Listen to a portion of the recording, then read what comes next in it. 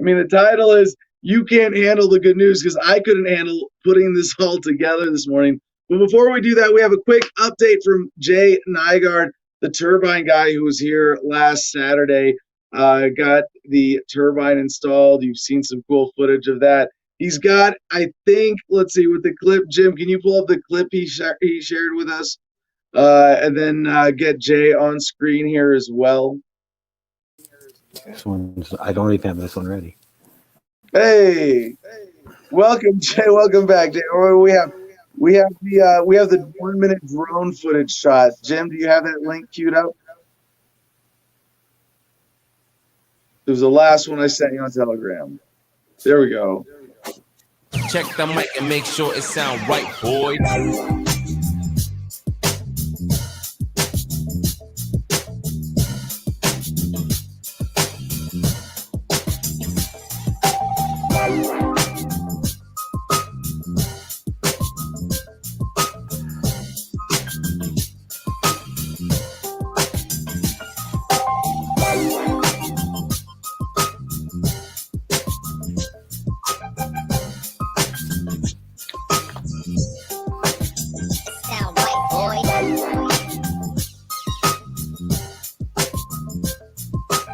This was not the music we were listening to while working.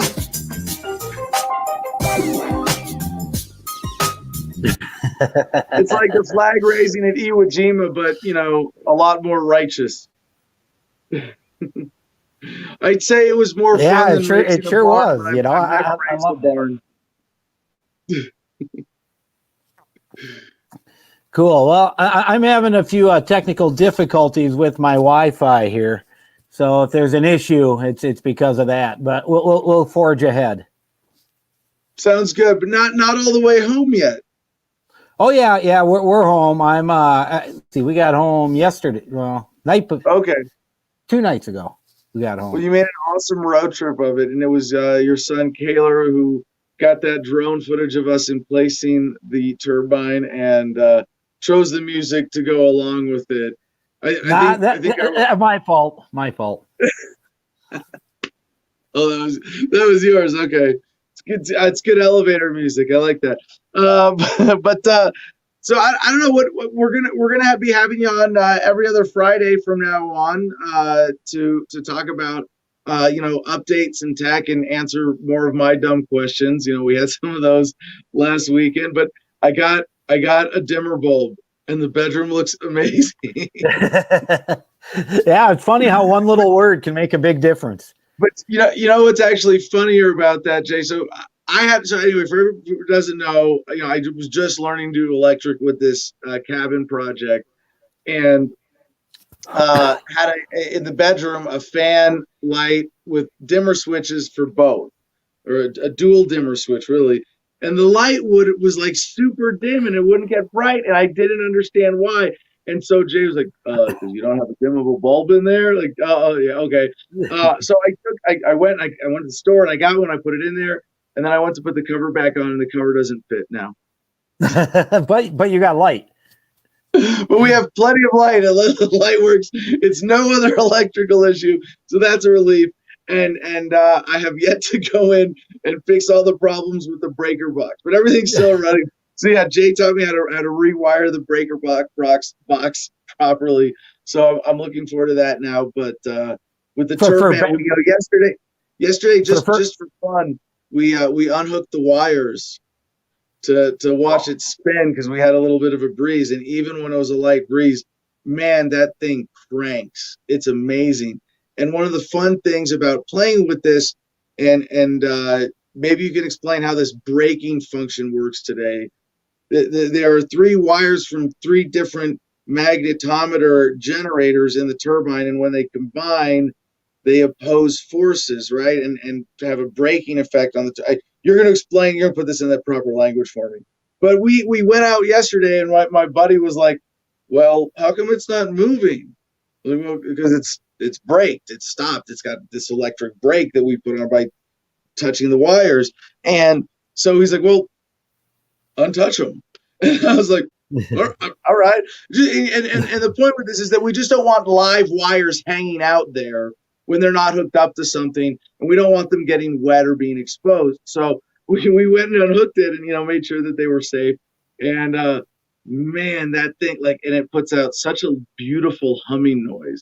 And then, we got it's a cool little party trick, touch the wires together, and this, giant spinning turbine over our heads. It's like a blur, even with, we had not even 5 mile an hour breezes last night, maybe 10 mile an hour gusts. That thing was whirring like crazy.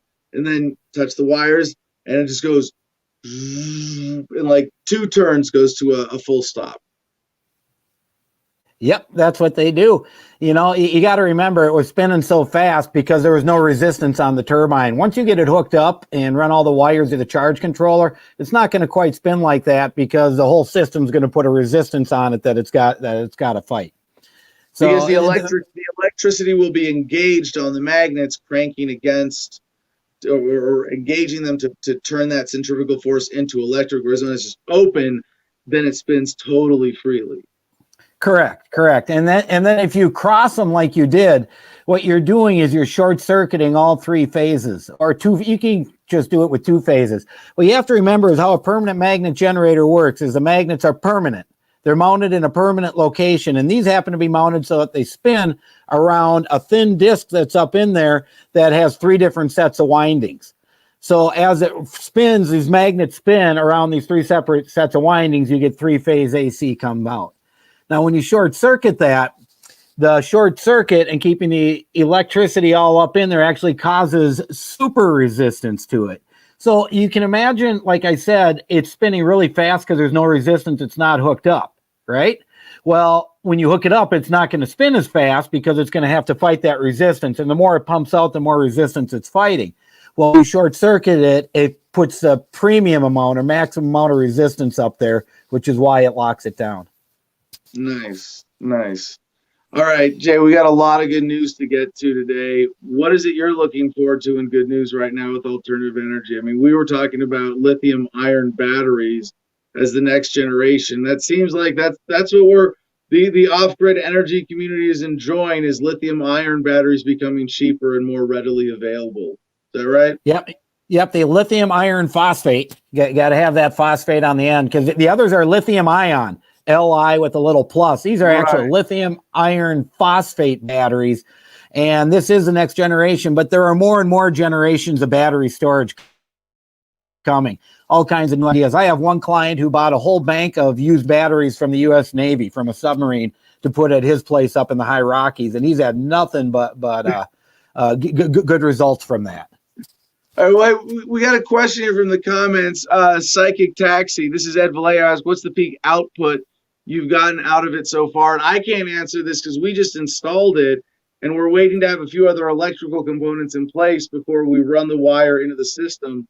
But Jay can tell us, what for this model, what's the peak output?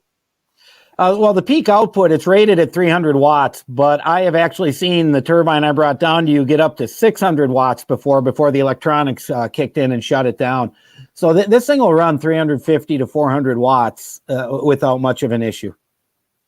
That's pretty impressive. And we get a separate charge controller for it going into the system. Anyway, Jay, anything else on the horizon you're looking forward to in good news and alternative energy? Well, the best news is when you get that damn thing hooked up and we get a video together about that, so we can show some actual numbers and show to people, look, this damn thing does work. Maybe you need it too. Yeah, we'll do it. But I guess before you release your complete video, Jay's working on with his son Kaylor, what I hope is going to be a really cool video of the whole experience here. And we'll give you, before you release that, we'll give you the 30 seconds. Here's the last bit of what we did video to add in there. So cool. Jay, thanks for joining us today. Appreciate your time. See y'all. Turbine Guy here. And if you want to install your own solar system DIY and you want some help designing it and need the system supplied, give me a call at 952-334-6400 or visit the website gogreenenergyonline.com.